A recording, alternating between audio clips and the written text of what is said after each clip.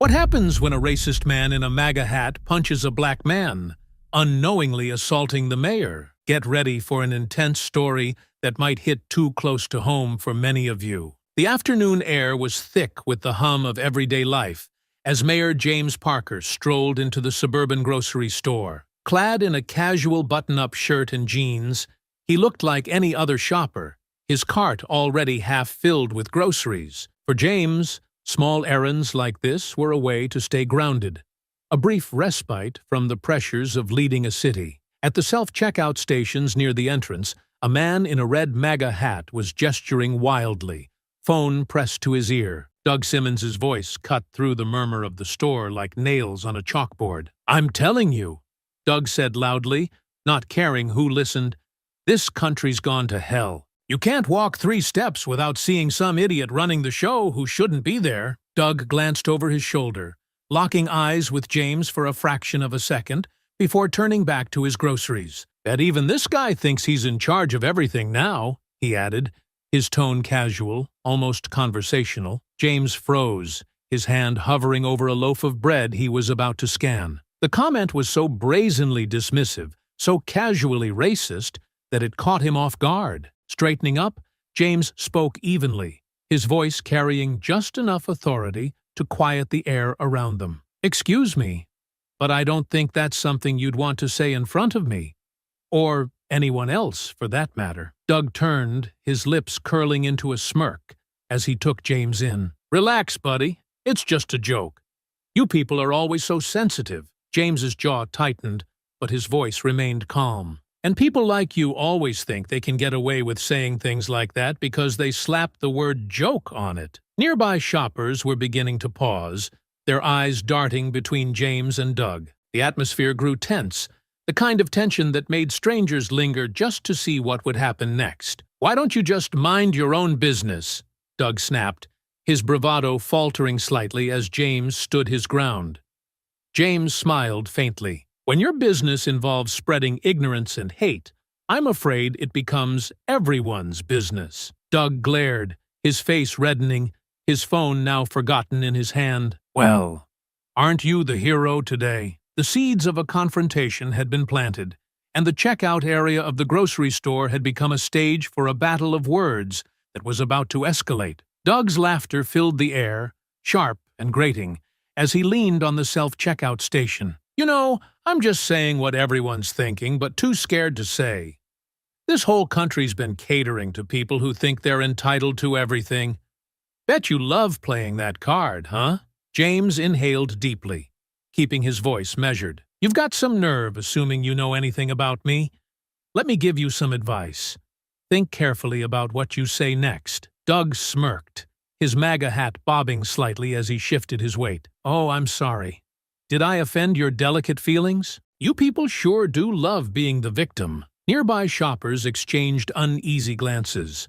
A woman with a phone discreetly tilted her screen, capturing the exchange as Kendra, the store associate, edged closer. Her hand hovered over the store phone, eyes darting nervously between the two men. James's jaw tightened, but his tone remained calm. "Victim? No, Doug. See, that's where you're wrong. People like me are survivors.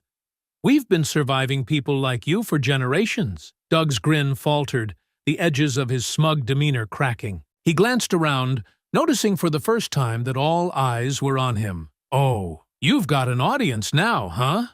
Must feel real proud, stirring up drama in a grocery store." "You're the only one stirring anything," James countered, gesturing slightly toward Doug's unscanned groceries. "Maybe focus on getting that checkout to work, instead of embarrassing yourself." A small chuckle rippled through the growing crowd, and Doug's face turned crimson. "Don't get cocky," he growled. "You don't know who you're talking to." James's lips curved into a faint smile. "Funny, I was just about to say the same thing." Doug's gaze narrowed, and he took a step closer, lowering his voice. "I run Simmons Construction. Big company in town. Probably building the roads you drive on, pal. So, don't act like you're someone special." "Oh, Simmons Construction?" James said, feigning surprise. "You've got a bid with the city, don't you?" Doug blinked, momentarily thrown. "Yeah, so what? That's none of your business." James tilted his head slightly. I'd say it's very much my business. Before Doug could respond, Kendra's voice cut through the tension. Sir, she said, addressing Doug with deliberate firmness, if you're not going to check out, I'll need you to step aside for other customers. Doug turned on her, his expression twisted with irritation. Why don't you stay out of it, sweetheart? Just do your job and let me handle this. James's fists clenched at his sides, but his voice was razor sharp. Don't talk to her like that. Yeah? What are you gonna do about it? Doug snapped, leaning forward slightly, his breath reeking of hostility. James held his ground, his voice calm but laced with authority. You'd be surprised. Doug chuckled darkly, shaking his head. Oh, I get it now. You're one of those guys who thinks he's better than everyone else. I've seen your type before. Big talk, no action, just another nobody. James took a step forward, closing the gap between them. His voice dropped to a low, steady tone. Nobody, huh? Let me tell you something, Doug. People like me don't need to act better than you. The truth does all the work for us. Doug glared, his fists balling up at his sides. His voice rose again, drawing the attention of everyone nearby. The truth? The truth is, you're nothing. You think you've got it hard? Try being a white man in this country these days. No one gives a damn about us anymore. A ripple of murmurs spread through the crowd, and Kendra took another cautious step closer to James. Sir, she said, her voice a little firmer now, this isn't the place for that. If you don't leave, I'll have to call security. Doug whirled around to face her again, shouting, Call them! I've done nothing wrong. This guy's the one causing a scene, acting like he owns the place. James let out a dry laugh, folding his arms across his chest. Ironic, coming from the guy yelling at a store clerk and holding up the line. Doug's face was almost purple with rage now. He stepped even closer, practically nose to nose with James. You think you're so smart, don't you? Walking around like you're untouchable. Well, let me tell you something. You're not. Guys like me, we built this country. We'll take it back, too. James raised a single brow, his voice cool and unshaken. Take it back? Doug, it's people like you who are why it needs taking back in the first place. The crowd gasped, a few stifled laughs breaking through the tension. Doug, his pride visibly wounded, looked ready to explode, but instead he took a step back. His hands twitched as though itching for a fight, but the presence of witnesses held him at bay, at least for now. Kendra placed her hand on the store phone, speaking softly to James. Do you want me to call someone? It looks like he's about to lose it. James shook his head slightly, keeping his eyes locked on Doug. Not yet. He'll either back down or dig himself into a deeper hole. Doug, glaring at James, muttered under his breath, You don't scare me. James's reply was calm and measured. I don't need to scare you. The truth will do that on its own. The tension in the room thickened, the confrontation simmering just below a boiling point. The punch hadn't come yet, but the threat of it loomed heavy in the air. Doug's sneer grew wider as he leaned closer to James, his face a mix of mockery and rage. You sure have a lot to say for someone who doesn't know when to shut up. James stood his ground, his posture calm but unyielding. You sure have a lot of anger for someone who walked into this store without a reason to be mad. Doug barked a laugh, the sound grating and filled with venom. You think I'm mad? No, I'm just tired. Tired of guys like you who think they can walk around like they own the place. James tilted his head slightly, his voice cutting through the tension. And what exactly is it you think I own, Doug? An ability to think before I speak? I'm happy to loan you some if that's what you're missing. A few stifled laughs rippled through the crowd of shoppers now gathered near the self-checkout area. Doug's face flushed deeper, his fists clenching at his sides as he glanced around, realizing he was being watched. Laugh it up, Doug growled, his voice rising. You don't scare me. You're nothing but a loudmouth who doesn't know his place. James's brow furrowed, but his voice remained even. And where exactly do you think my place is, Doug? Because the way I see it, my place is anywhere I choose to stand. Doug's smirk faltered as the words landed. He stepped closer, his chest puffed out in an attempt to regain control of the situation. Your place is somewhere else, somewhere far from people like me who built this country. James exhaled sharply, a bitter laugh escaping him. Built this country?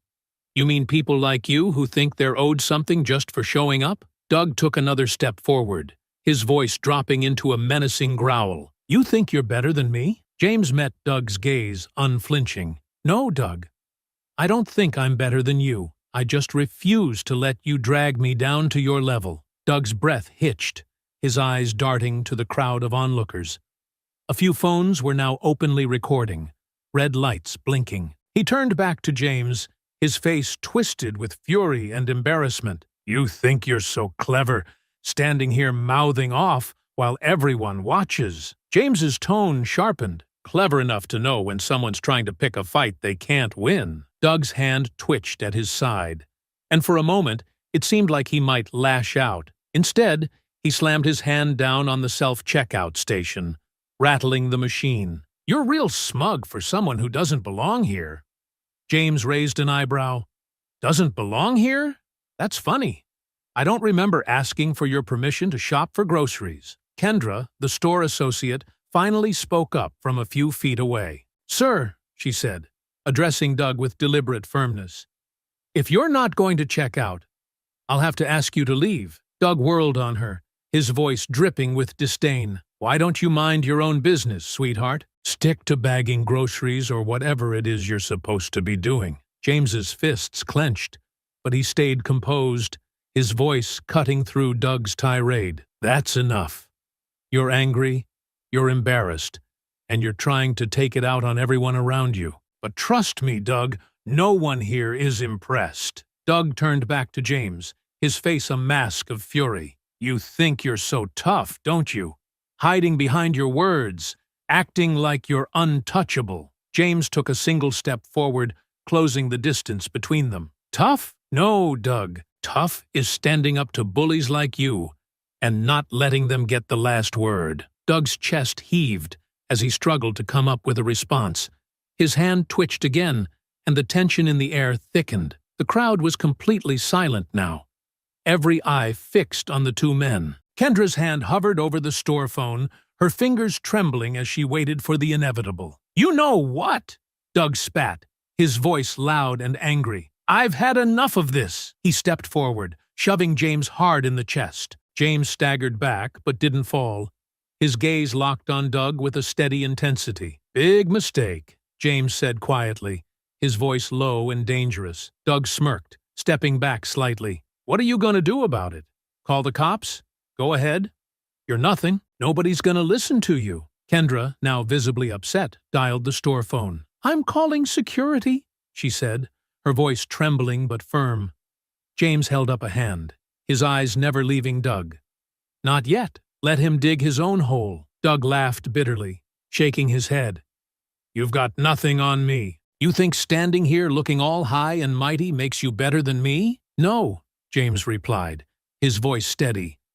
What makes me better than you, Doug, is that I don't need to hit people to prove a point. The crowd murmured in agreement, the tension in the air still electric. Doug's face twisted in rage, his body trembling as he struggled to contain himself. The moment was on a knife's edge, the threat of violence hanging heavy in the air. Doug's breathing grew heavier, his chest rising and falling as he glared at James. The silence in the store was suffocating, broken only by the occasional beep of a self-checkout machine in the distance. But no one was paying attention to their groceries anymore. You think this is funny? Doug suddenly barked, his voice rising an octave. You standing there, acting all righteous while you've got everyone recording me like I'm the bad guy? His eyes darted to the onlookers, and his face twisted with fury. Turn those damn cameras off. This isn't a sideshow. James remained calm, his hands at his sides, his voice steady. No one told you to act like this, Doug. You're the one making a spectacle of yourself. Doug took a step closer, jabbing a finger toward James. You don't get to talk down to me. You think you're better than me? You're not. You're just another— He cut himself off, his mouth twisting into an ugly smirk. Never mind.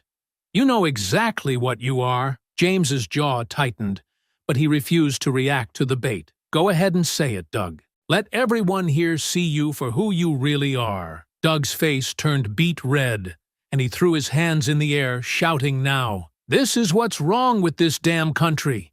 People like you running around thinking you can do whatever you want, like you're untouchable. Well, newsflash, pal, you're not." Nearby, Kendra clutched the phone, visibly trembling but still standing her ground.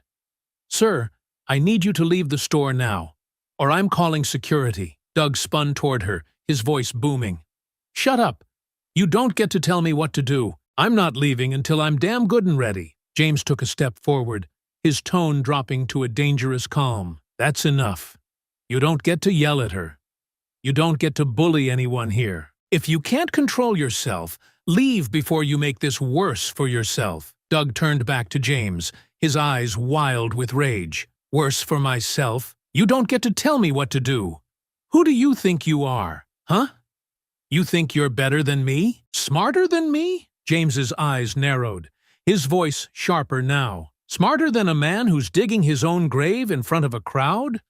"Absolutely." The crowd stirred, a few quiet laughs rippling through the tension. Doug's face contorted, and his hands trembled as he clenched his fists. His voice rose to a fever pitch, shrill and irrational.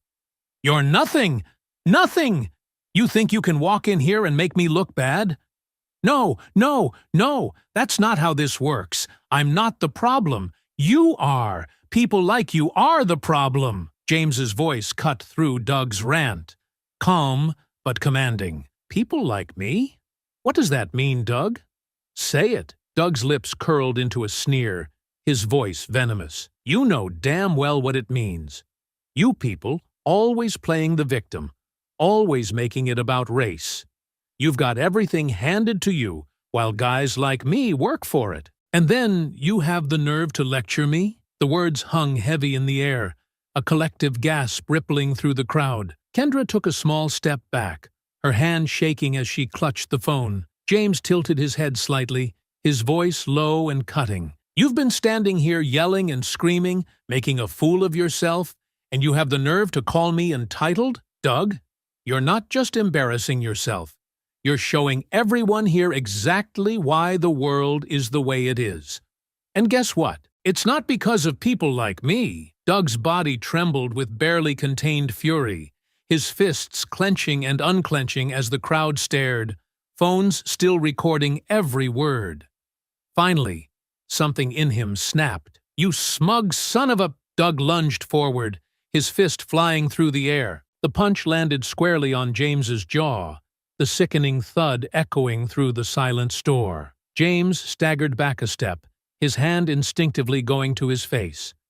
The crowd gasped, several people stepping forward to intervene, but James held up a hand to stop them. Straightening slowly, James met Doug's gaze, his expression calm and controlled despite the redness blooming on his jaw. "You really just did that," he said quietly, his voice filled with quiet disbelief. Doug's chest heaved, his fist still clenched as he stood there, glaring at James like a predator waiting for a reaction. Kendra didn't hesitate this time. She pressed the store phone to her ear, her voice shaking as she spoke. "We need security and the police at the front. Now." Doug's smirk returned, though it was weaker now, the weight of what he'd done starting to sink in. "Go ahead," he muttered. "Call the cops. I don't care." James wiped the corner of his mouth, where a faint smear of blood had appeared. His voice was low and steady, each word carrying the weight of the moment. "Big mistake, Doug. Big mistake." The tension in the air shifted as the weight of what had just happened settled over the room. The crowd, once murmuring, fell silent, every eye fixed on Doug as the sound of approaching footsteps signaled the arrival of store security. The sound of hurried footsteps echoed across the store as two security guards rushed toward the commotion. The first guard, a stocky man with a badge pinned to his chest, immediately took in the scene. The crowd of shocked onlookers, James standing tall with a visible mark on his jaw, and Doug, still breathing heavily, his fists clenched at his sides. "Sir, step back!" the guard barked, his voice sharp and commanding as he approached Doug. "Right now!" Doug spun to face them, his expression a mixture of rage and panic. Oh, great. Now you're sending mall cops after me? What are you gonna do? You think you can touch me? The second guard, a lean woman with sharp eyes, stepped forward. Sir, you need to calm down and wait here until the police arrive. Put your hands where we can see them, Doug sneered, throwing his arms wide in defiance. You want my hands. Here they are. He waved them dramatically before jabbing a finger toward James. But you better deal with him too. He started this whole damn thing. He thinks he's untouchable. James didn't flinch, his gaze steady as he locked eyes with Doug. No one started anything except you, Doug. Everyone here saw it. That's a lie, Doug shouted, his voice cracking as his words grew more desperate. You're all against me. This is a setup. He's playing you, all of you. You're just eating it up because he's got you brainwashed. The stocky guard stepped closer, his hand resting near the baton on his hip. Sir, I'm not going to ask again. Step back and keep your hands visible. Doug let out a bitter laugh, shaking his head. Oh, now I'm the bad guy. That's rich. Just because he stood there running his mouth, I'm the one who's getting blamed? Unbelievable. The female guard motioned to her partner. We need to restrain him until the police get here. He's escalating. Doug's eyes widened as the two guards stepped toward him. You're kidding me. Restrain me? For what? I didn't do anything wrong. He stepped back, his hands now clenched into fists, his entire body trembling with fury. You assaulted someone in front of a dozen witnesses, the stocky guard replied, his tone firm but calm. Now, don't make this harder than it has to be. Doug roared, his voice bouncing off the walls of the store. This is bullshit. He provoked me. He pushed me to it. You're all on his side. His words were practically incoherent now, more guttural than articulate as the guards moved in. The male guard grabbed Doug's arm, attempting to pull it behind his back, but Doug thrashed violently. Get off me! Get your damn hands off me! I'm not going anywhere! His voice was shrill, filled with a mixture of anger and fear. The female guard grabbed Doug's other arm, and together they pinned him against the nearest checkout station. His MAGA hat tumbled to the floor as he continued to struggle. You're making a mistake. Do you know who I am? I'll sue all of you. You can't treat me like this. Stop resisting! The male guard barked, his grip tightening. Doug's face pressed against the hard plastic of the checkout station, his voice muffled but still frantic. I'm not resisting. This is harassment, Doug screamed. He's the one you should be arresting. He's the problem. James stood a few feet away, his arms crossed as he watched the scene unfold. Despite the ache in his jaw, his expression remained calm, his silence speaking volumes. The crowd murmured, a mix of shock, indignation, and quiet satisfaction rippling through the onlookers. Kendra, still clutching the store phone, spoke softly into it. They've got him restrained now. Can you let the officers know? Thanks. She hung up and approached James cautiously. Are you okay, sir? That looked like a pretty hard hit. James nodded, offering a faint smile. I'm fine. I've dealt with worse. But thank you, Kendra. You handled this better than most would have. Doug's muffled screams continued as the guards tightened their grip on him. You think this is over? It's not over. You're all gonna regret this when my lawyers get involved. I'll have all your jobs. The female guard leaned closer, her voice calm but firm. Sir, you need to stay quiet and wait for the police. The more you yell, the worse you're making this for yourself. Doug thrashed one last time, letting out a guttural growl before finally going limp, his breathing heavy and erratic. His face was beet red, his hair disheveled, and his eyes darted around wildly as if searching for someone to validate his rage. The sound of sirens grew louder in the distance, and the male guard glanced toward the entrance. Cops are here. Let's keep him restrained until they take over. James took a deep breath, glancing at Kendra. Thank you for calling them. You did the right thing. Kendra's lips tightened into a small smile. Someone had to. People like him don't get to just walk away from this. The sirens wailed louder as the police arrived, their presence signaling the next phase of the confrontation. Doug, now subdued but still muttering curses under his breath, was about to face the consequences of his actions in full view of the crowd. The wail of sirens grew louder, reverberating through the glass doors at the front of the store. Shoppers parted like a wave as two uniformed officers entered briskly, taking in the scene. Doug was still pinned against the checkout station, muttering under his breath while the security guards maintained their firm grip. One officer, a tall man with a commanding presence, approached the guards. "What's going on here?" he asked, his eyes flicking between Doug, the guards, and James, who stood a short distance away with his arms crossed. The male security guard spoke first. "This man assaulted a customer. He's been resisting us since we intervened. Witnesses and video footage confirm what happened." Doug's head shot up, his face red and glistening with sweat.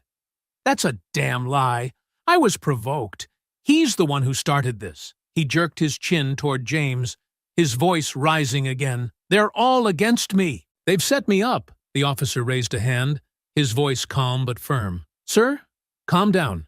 You'll get your chance to explain." He turned to the crowd, addressing the nearest witnesses. "Can anyone confirm what happened here?" Kendra stepped forward, her phone in hand. "I saw the whole thing. That man," she pointed to Doug, "shoved and punched him." She glanced at James, her voice steady. "He didn't do anything to provoke it. I've got video proof if you need it." A murmur of agreement rippled through the onlookers. A few others nodded and stepped forward, offering their phones to the officers. The second officer, a younger woman, collected one of the phones and reviewed the footage quickly. Her expression hardened as she watched, and she glanced at her partner. "It's clear. He's the aggressor." The first officer turned back to Doug. "Sir, I need you to cooperate. You're under arrest for assault." Doug's eyes widened in disbelief. "Arrest? Arrest? Are you kidding me? For what? For defending myself?" The officer ignored him, nodding to the security guards. "We'll take it from here." As the guards released him, Doug tried to twist away, but the officers were faster. They cuffed him smoothly, ignoring his protests as he squirmed and shouted, "This is a joke! You're all in on this! This guy!" Doug spat the words, glaring at James. "He's nobody! Just some punk who thinks he can push people like me around." James stepped forward slowly, his presence commanding attention. His expression was calm, but a faint smirk tugged at the corner of his lips. "Nobody, huh?" Doug glared, still defiant despite the cuffs around his wrists. "Damn right! You're just some arrogant little—" James reached into his pocket, pulling out a sleek business card. Holding it up between two fingers, he let the light catch the embossed lettering before handing it to the arresting officer. The officer's eyes flicked to the card and then widened slightly in recognition. He straightened, his tone shifting to one of respect. "Mayor Parker." A ripple of murmurs passed through the crowd, shoppers exchanging wide-eyed looks as the weight of the revelation hit. Phones shifted angles to capture the moment as Doug froze, his mouth hanging open in stunned disbelief. What did he just say?" Doug stammered, his voice cracking. James crossed his arms, his smirk widening. "That's right, Doug. You just assaulted the mayor of this city." Doug's jaw worked, but no sound came out. His face turned an alarming shade of red as he sputtered, "No, you're lying. This can't—" "Oh, it's true," James interrupted smoothly, his tone sharp enough to cut. "You've spent the last 15 minutes shouting at the top of your lungs, digging yourself into a hole in front of an entire store full of witnesses. And now, you're finding out you couldn't have picked a worse target for your little tantrum." The officer holding Doug adjusted his grip. "Mayor Parker, would you like to press charges?" James nodded without hesitation. "Absolutely. People like Doug need to understand there are consequences for their actions." Doug tried to twist around to face James, his voice frantic now. "You can't do this. You're making a big mistake. I didn't know who you were." James's expression didn't change. "You didn't know, and you didn't care. But Doug, here's the thing. Your ignorance isn't a defense. It's just part of the problem." The officers began guiding Doug toward the door, his protests echoing through the store. "This isn't over. You hear me? You can't get away with this. I'll sue. I'll ruin you." James watched him go, his posture relaxed, the smirk still lingering on his face. The moment the doors swung shut behind Doug, the tension in the store broke, replaced by a wave of murmurs and scattered applause. Kendra approached James hesitantly, her voice soft but filled with admiration. "You handled that better than anyone else could have. Are you okay?" James glanced at her, his smile warm now. "I'm fine. Thank you for stepping in when it mattered. You made sure this didn't get worse." The crowd slowly began to disperse, shoppers returning to their carts, though many lingered to thank James or simply stare in awe at the unexpected turn of events. James turned back to the self-checkout station, calmly picking up the loaf of bread he'd dropped earlier. His voice carried just enough for Kendra to hear as he scanned it. "Now, where was I?" The store lights dimmed behind James as he exited into the parking lot, the commotion of the altercation left behind. He stood for a moment, watching the police cruiser carrying Doug speed off, Doug's muffled shouts barely audible through the glass. The tension in James's jaw reminded him of the punch, but his mind was focused elsewhere. "Take me to the station," James said, as he slid into the passenger seat of his waiting car. He adjusted his tie and leaned back, the faint smile on his lips betraying a hint of satisfaction. The ride was quick, and soon James walked through the doors of the bustling police station. Officers moved with purpose, but the noise of their work couldn't drown out one unmistakable voice echoing from the holding area. "This isn't fair!" Doug's angry drawl rang out. "You people don't know who you're dealing with. I've got connections. You'll regret this." James approached the duty officer at the front desk, who straightened immediately upon recognizing him. "Mayor Parker," the officer greeted, a mixture of surprise and deference in his tone. "The suspect is in holding. We've got witness statements, video evidence, and security reports ready to go. We're processing the charges now." "Good," James replied calmly. "I'd like to see him." The officer hesitated before gesturing down the hall. "Right this way, sir." The closer James got to the holding area, the louder Doug's voice became, his words a chaotic mix of insults and self-pity. "This is a setup. That guy provoked me. You're all gonna pay for this when my lawyers get involved." James stepped into view, his hands in his pockets, his expression calm and unreadable. Doug froze mid-rant, his face a mix of fury and disbelief as his eyes locked on James. "You!" Doug spat, rushing to the bars. "What the hell are you doing here? You here to gloat?" James stopped a few feet away, tilting his head slightly. "Not at all, Doug. I'm here to make sure everything is handled properly. Accountability's important, don't you think?" Doug gripped the bars, his knuckles white as his face turned red. "Accountability? You've got some nerve talking about accountability. You provoked me. This is your fault." James raised an eyebrow, his tone as steady as ever. "Doug, you threw the punch. You shouted racial slurs in a grocery store. All I did was stand there and let you show everyone who you really are." Doug's face darkened further, his voice dropping to a menacing growl. "You don't know who you're messing with. I own Simmons Construction. You know how much money I make? How many people I employ? I've got a bid in with the city right now for a multi-million-dollar project. You think this little stunt is gonna stop me?" James let out a quiet chuckle, shaking his head. "Doug, I know exactly who you are. I knew the moment you started screaming in that store." He leaned forward slightly, his voice dropping just enough to make Doug lean in, too. "And I also know that bid you're so proud of? I reviewed it personally." Doug's smirk faltered, replaced by a flicker of unease. "What? What are you saying?" James straightened, his calm demeanor unwavering. "I'm saying that your actions tonight aren't just an embarrassment for you.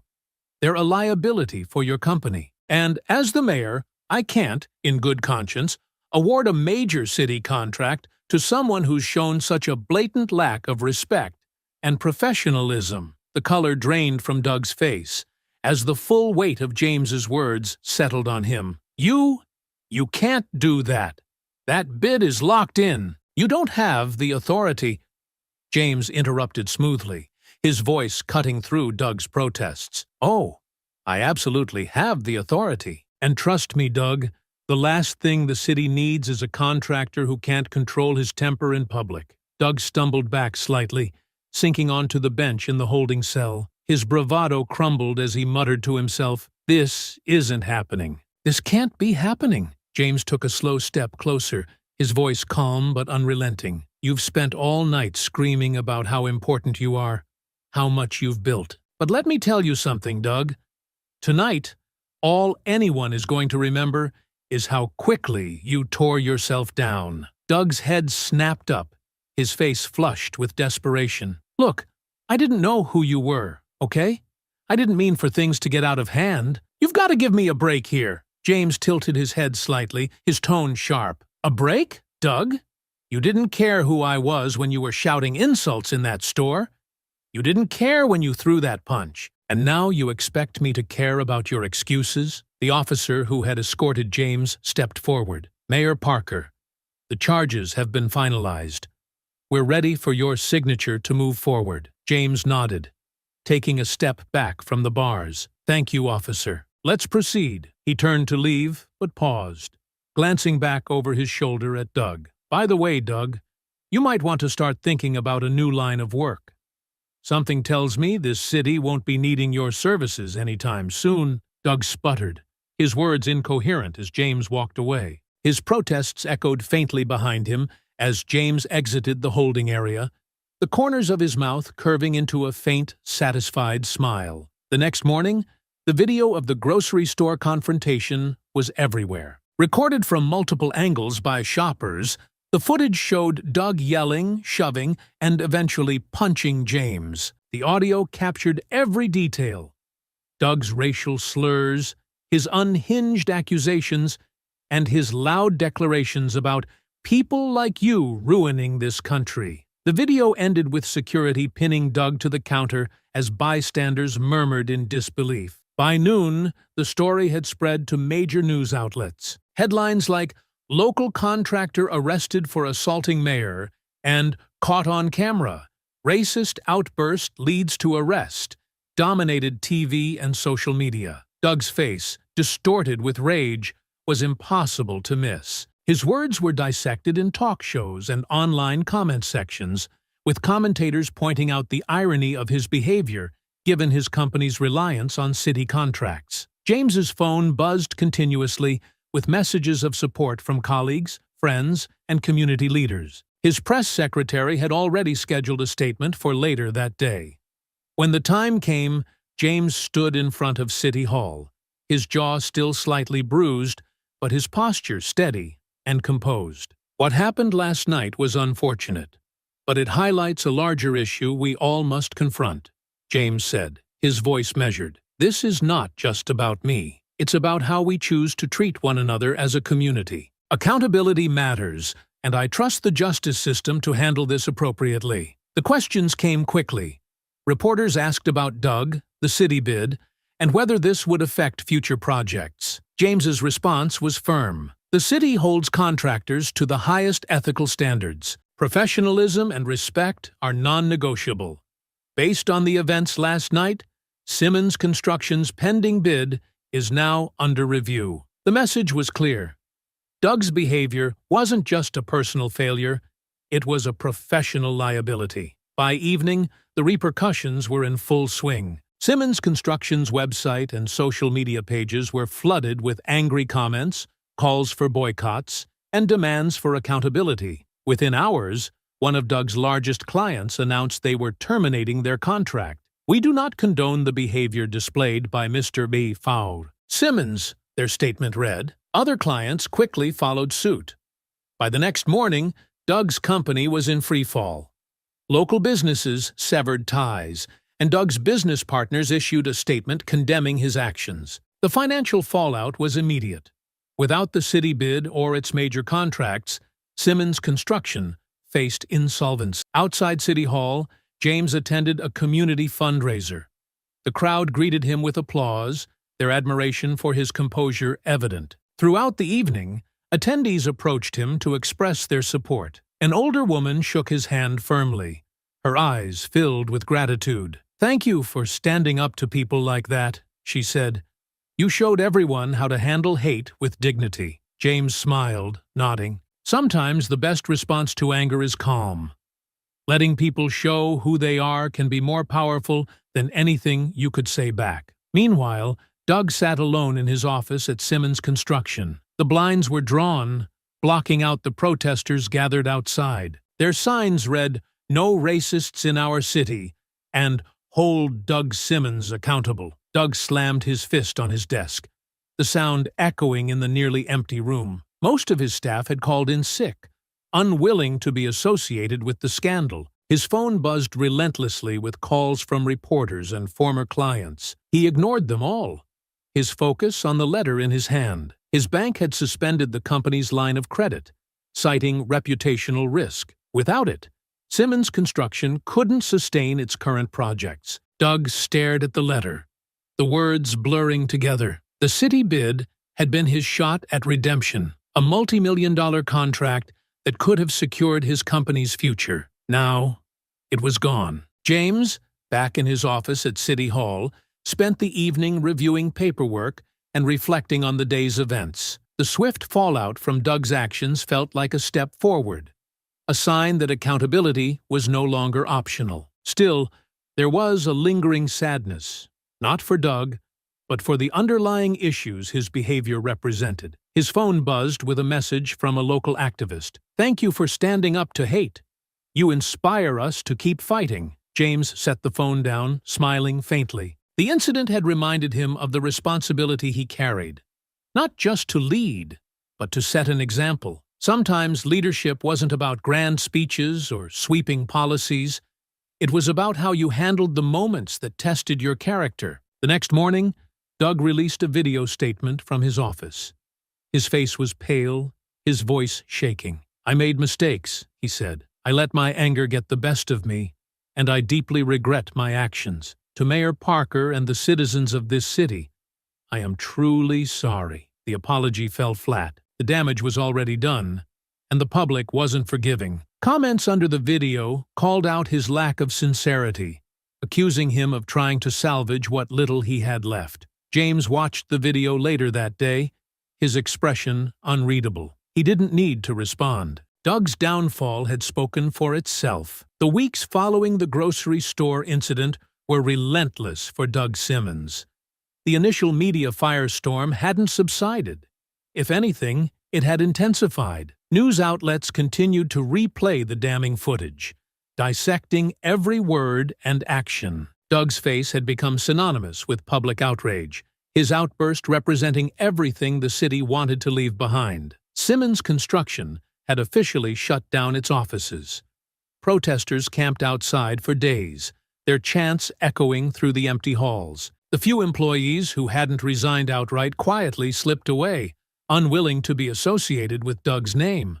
Clients terminated contracts faster than Doug could respond, leaving him scrambling to salvage what little remained of his once thriving business. Meanwhile, preparations for Doug's trial were underway. Charged with assault, disorderly conduct, and verbal harassment, Doug faced mounting legal fees and a grim future. The trial promised to be a public spectacle, with journalists vying for seats in the courtroom and commentators speculating on every angle.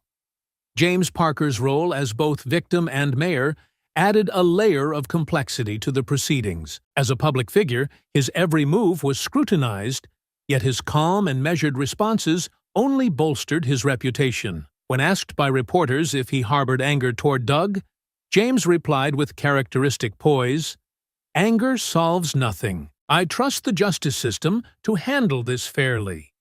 And my focus remains on serving this city." The morning of the pre-trial hearing arrived with brisk fall air and a palpable tension outside the courthouse. Protesters and supporters gathered on opposite sides of the street, their signs and chants competing for dominance. On one side, placards read, "Justice for James," and "Accountability Matters." On the other, a smaller but vocal group clung to signs reading, "Free Doug," and "This is a witch hunt." Doug shuffled into the courthouse, flanked by his lawyer and an assistant carrying a stack of files. His once confident swagger had been replaced by a hunched posture and darting eyes.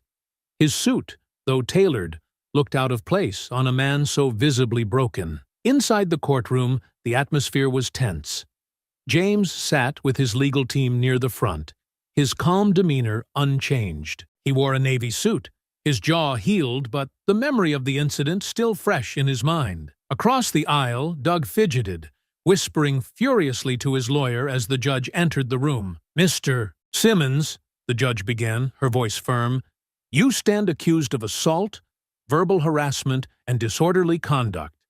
How do you plead?" Doug's lawyer stood, his tone measured. "Not guilty, Your Honor. My client intends to show that he acted out of provocation and that the events have been misrepresented in the media." A ripple of murmurs spread through the gallery, but James remained still, his expression unreadable. The judge raised a hand, silencing the crowd. "Very well," she said. "Given the public nature of this case, I am setting a trial date for 2 weeks from today. Both parties will present their evidence, and I will ensure this courtroom remains impartial." As the judge banged her gavel, Doug shot a venomous look across the room at James. James, unfazed, met his gaze briefly before turning to speak quietly with his attorney. Outside the courthouse, reporters swarmed James as he stepped onto the marble steps. Cameras clicked, and microphones were thrust toward him as questions flew. "Mayor Parker, how do you feel about the trial being so public? Do you think Doug Simmons deserves jail time? Will this incident affect your political future?" James raised a hand, quieting the crowd. "This trial is about accountability, not politics," he said, his voice calm but firm. "I have faith in the legal system to handle this fairly. My focus remains on the work we're doing for the city, and I won't let one incident distract from that." Meanwhile, Doug slipped out a side entrance, flanked by his lawyer and an assistant. He pulled his coat tight against the wind, his face grim as he avoided the cameras waiting for him. Later that evening, James sat in his office at City Hall, reflecting on the day's events. The weight of the upcoming trial loomed large, but he felt confident in his decision to press charges. It wasn't just about the punch. It was about sending a message that such behavior wouldn't be tolerated, no matter who it came from. Across town, Doug sat alone in his dimly lit apartment. His phone, once a constant stream of emails and calls from clients, sat silent on the table beside him. The TV droned in the background, replaying clips from James's courthouse statement. Doug muted it with a frustrated growl, burying his face in his hands. His lawyer had warned him that the trial would likely result in a conviction, given the overwhelming evidence against him. But Doug couldn't shake the feeling that he had been wronged, that somehow this was all someone else's fault. As the city prepared for the trial, the divide between Doug's few remaining supporters and the broader community grew starker. For most, Doug's behavior had become a cautionary tale, a reminder of how quickly arrogance and hatred could lead to one's downfall. For James, the trial wasn't just about personal justice. It was an opportunity to reaffirm the city's values and set an example for how to confront hate with dignity and resolve. The courtroom was packed on the first day of Doug Simmons's trial. Rows of onlookers filled the gallery, a mix of journalists, activists, and curious citizens eager to witness the proceedings. The judge, a stern woman with piercing eyes and an air of authority, presided over the courtroom with an unwavering demeanor. Doug sat at the defense table, flanked by his lawyer, his face tight with tension. His once proud demeanor had been replaced by a nervous energy, his fingers tapping anxiously on the table. Across the room, James Parker sat calmly with his legal team, exuding the same quiet confidence that had carried him through the entire ordeal. The prosecution opened with a compelling statement, painting a clear picture of Doug's actions that night. "This is not a case of misunderstanding or misjudgment," the prosecutor said. "This is a case of deliberate aggression, fueled by prejudice and anger. The defendant not only verbally harassed the mayor, but escalated his hostility to a physical assault." Doug's lawyer countered, attempting to shift the narrative. "This case is about context," he argued. "My client was provoked, subjected to an environment that led to an unfortunate lapse in judgment. He regrets his actions deeply and asks for your understanding." The first witnesses were called, starting with Kendra, the grocery store employee who had been at the center of the confrontation. Dressed professionally, she approached the stand with a calm yet resolute demeanor. "Kendra," the prosecutor began, "can you describe what you witnessed that night?" "Yes," she said, her voice steady. Doug Simmons started yelling at Mayor Parker in the self-checkout area. He made several racist comments and got more aggressive when the mayor didn't respond the way he wanted. It wasn't long before he shoved him and then punched him. The defense attorney stood, his tone probing. "Kendra, would you say that tensions were already high in the store that evening? Perhaps both parties were irritable?" Kendra didn't flinch. "No. The only one who was out of control was Mr. Simmons. Mayor Parker didn't raise his voice once. He kept calm the entire time." The next witnesses were shoppers who had recorded the altercation. Their videos played on a large screen, the courtroom silent except for the harsh sound of Doug's voice echoing from the speakers. Each clip captured the insults, the slurs, and the punch that brought the confrontation to its peak. The defense lawyer tried to frame Doug's outburst as a moment of poor judgment rather than malicious intent, but the evidence was damning. Each new video, each witness account, painted a picture of a man consumed by his own anger and prejudice. When Doug took the stand, the tension in the room thickened. He adjusted his tie nervously, his eyes darting between the judge, the jury, and James. "Mr. Simmons," his lawyer began, "can you tell us what was going through your mind that night?" Doug took a deep breath, his voice shaking. "I was frustrated. I had a bad day. And when I saw Mayor Parker, I didn't even know who he was. I let my emotions get the better of me. I'm sorry for what I said and what I did." The prosecutor rose, her expression sharp. "Mr. Simmons, are you saying that the racial slurs you used were a result of a bad day?" Doug hesitated, fumbling for words. "No, I didn't mean them. I was just angry. And the punch?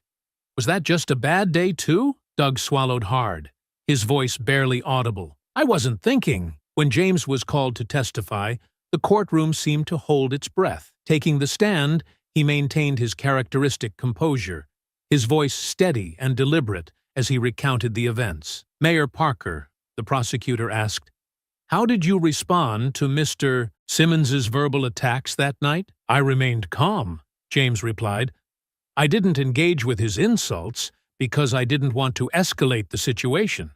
My focus was on de-escalation, but unfortunately, Mr. Simmons chose to escalate it himself." The defense attorney attempted to paint James as patronizing, suggesting his calm demeanor could have been perceived as condescending. James responded with quiet authority. "Choosing to stay calm isn't condescension," he said. "It's restraint. I didn't want anyone to get hurt that night, including Mr. Simmons." The prosecutor's closing argument was concise and powerful. "This case is about accountability. Mr. Simmons's actions were deliberate, and they had consequences. No one is above the law, and his position as a business owner does not exempt him from responsibility." Doug's lawyer, visibly flustered by the overwhelming evidence, made a final plea for leniency. "My client has learned from his mistakes. He deeply regrets his actions and asks for your understanding as he works to make amends." As the jury deliberated,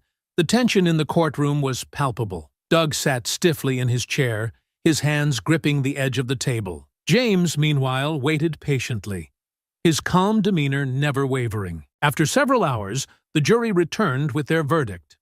The foreperson rose, clearing her throat as she read aloud. "We, the jury, find the defendant, Douglas Simmons, guilty on all charges." The judge's gavel struck the wood, signaling the end of the trial. Doug's shoulders sagged as the weight of the verdict settled over him. As James left the courtroom, reporters swarmed him with questions. "Mayor Parker, how do you feel about the verdict?" James paused, his voice firm but measured. "Justice was served today. I hope this case serves as a reminder that words and actions have consequences. We all have a responsibility to treat each other with respect, regardless of our differences." He stepped into the brisk air outside the courthouse, the crowd parting to let him through. For Doug Simmons, the trial was over, But the consequences of his actions were just beginning. Doug Simmons sat in his dimly lit apartment, the walls closing in on him as the events of the past few weeks replayed endlessly in his mind.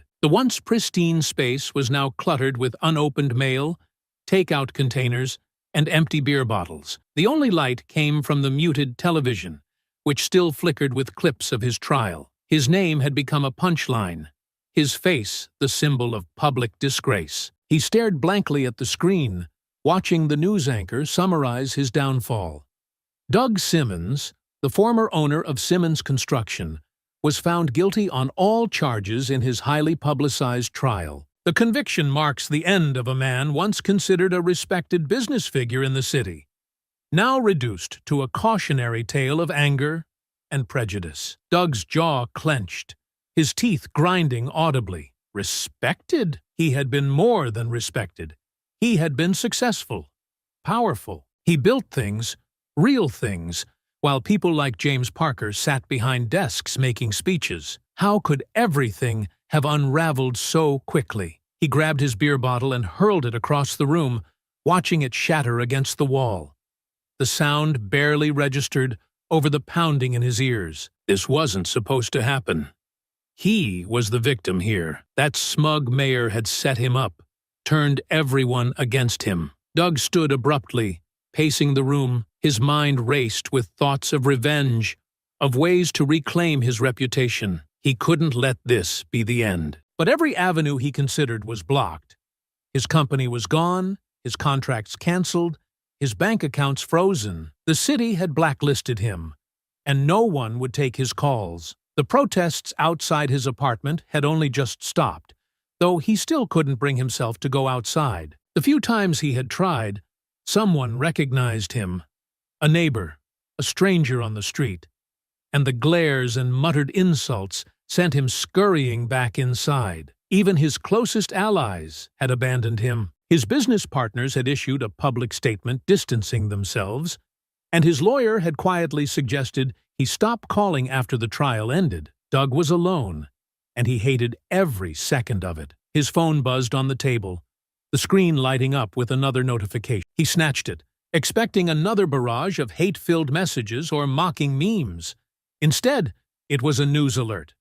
Simmons Construction officially declares bankruptcy following court verdict. Doug's grip tightened on the phone as he read the headline, his hands shaking with rage. Bankruptcy. His legacy reduced to a headline. The company he had spent decades building was gone, its name now synonymous with failure and disgrace. He slammed the phone down, his breaths coming in shallow gasps. It wasn't fair.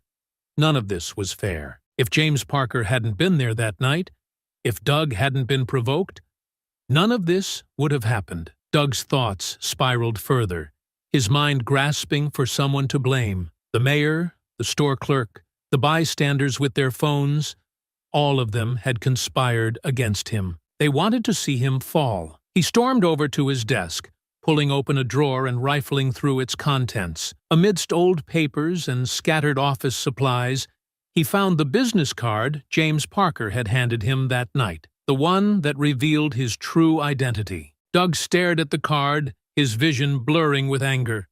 The smooth lettering, James Parker, Mayor, seemed to mock him.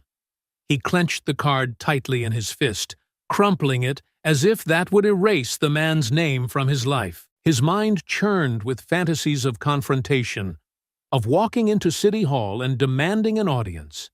He imagined shouting down James in front of his staff, exposing the man for what he believed him to be, a fraud, a manipulator. But reality clawed its way back into Doug's thoughts. He knew he had no power left. No one would listen to him. The courts had already spoken, the public had moved on, and James Parker was untouchable. The realization hit Doug like a physical blow, his knees buckling as he sank into the nearest chair. He buried his face in his hands, his shoulders shaking with silent rage. For the first time, a small voice in the back of his mind whispered what he had refused to acknowledge. This wasn't anyone else's fault. The words, the actions, the punch, those were his choices. But that voice was drowned out almost immediately by the familiar swell of indignation. No, he thought bitterly. They'd pushed him to it. They'd forced his hand. Doug sat there for hours, lost in his own toxic cycle of blame and denial. The world outside moved on without him, his name slowly fading from headlines, but never forgotten. He was now a cautionary tale, a symbol of the consequences of unchecked anger and entitlement. In his solitude, Doug fumed, plotting imaginary comebacks that would never materialize. His downfall wasn't just financial or professional.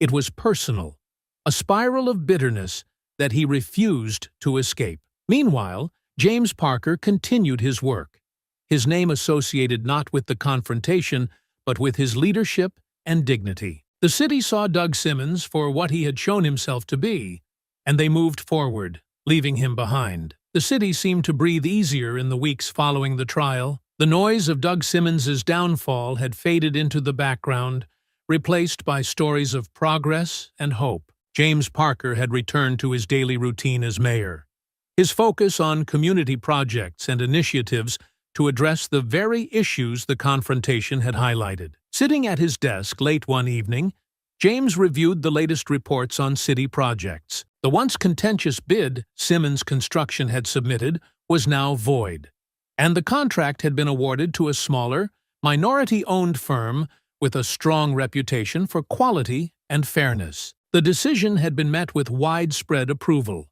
a symbolic moment for the city's commitment to integrity. James leaned back in his chair, gazing out of the window at the skyline illuminated by the city lights. His mind wandered to the events that had brought him here: the grocery store, the trial, and the media frenzy. It had been exhausting, but it had also been necessary. A knock at the door pulled him from his thoughts. His chief of staff, Angela, stepped in, holding a folder. "Mayor Parker, these are the final reports on the Simmons case.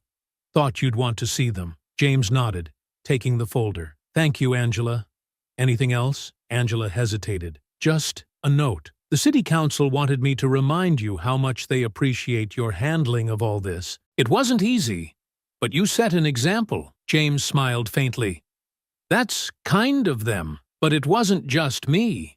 It was the community, the witnesses, the people who spoke up. They made it clear what kind of city we want to be." Angela left, and James opened the folder, skimming the pages. The details were straightforward. Doug had been sentenced to community service and a hefty fine. His appeals were likely to fail given the overwhelming evidence.